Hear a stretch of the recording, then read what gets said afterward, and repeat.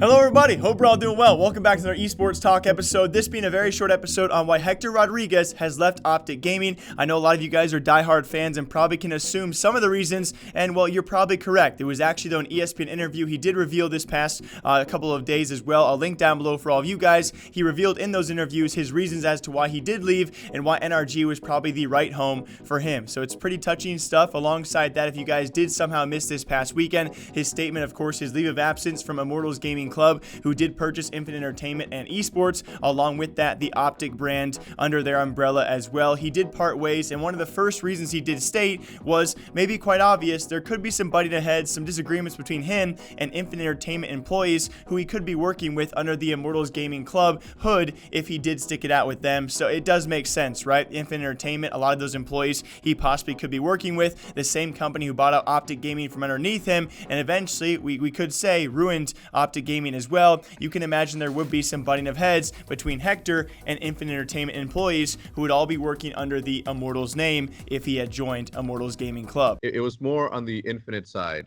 It was all on the Infinite side that made me sort of it was more of my Infinite experience with Infinite Esports Entertainment that made me realize that just wasn't the place for me. And the second point he does make, though, why he chose NRG is kind of probably the most touching point he did say. It was just a very, very, very small point out there, but why he did join NRG, again, something we talked about here on this channel. He does have a lot of former OpTic members that he actually once had taught or been around or actually had some sort of hand in hiring as well. They are now at NRG, and so he said himself, guys, he chose NRG because his family is there. And they had a lot of my old family members. So for me, it was super, super easy to say. I was like, oh man, that's Tarek right there. Chet, that's my man's. And then they just picked up the Gears of War team, and I'm like. And then very lastly, a point he does make is he was likely never going to stay under the Immortals hood, which was kind of relieving to hear because there were rumors out there of him talking to them. And of course, the first rumor we broke on here was the potential that Call of Duty roster could be majority sticking together, and it would be Hector going with them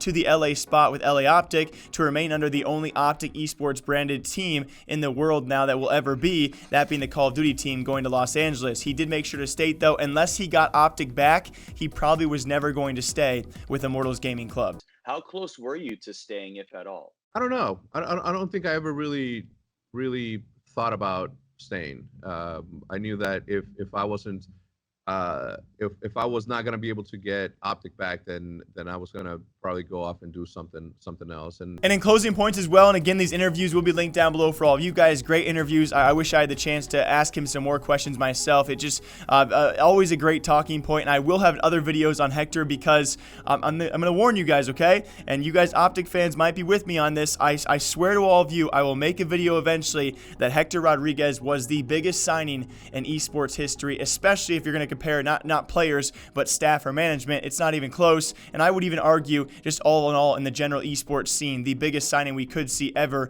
up to date currently. But with that, closing points as well, he does make sure to mention that apparently Andy Miller, he's very close with the NRG CEO, who he is now co-CEO alongside.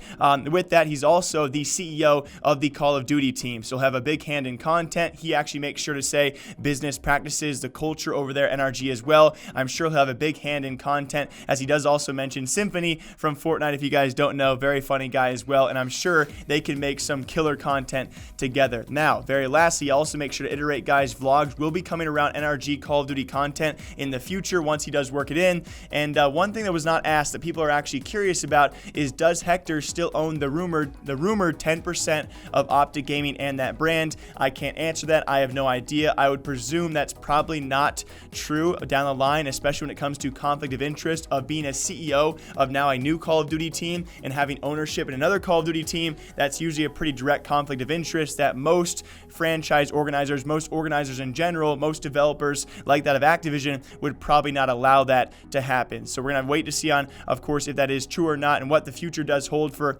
eventual OpTic Gaming. It seems to be dead for now. But with that being said, though, Hector has now joined NRG. He has joined his new family over there, and we'll see who follows him to NRG. As always, my name is Jake, breaking down esports and gaming news here every single day. I hope you guys all enjoy. I'll be back here soon. Until then, take care of yourselves. Bye.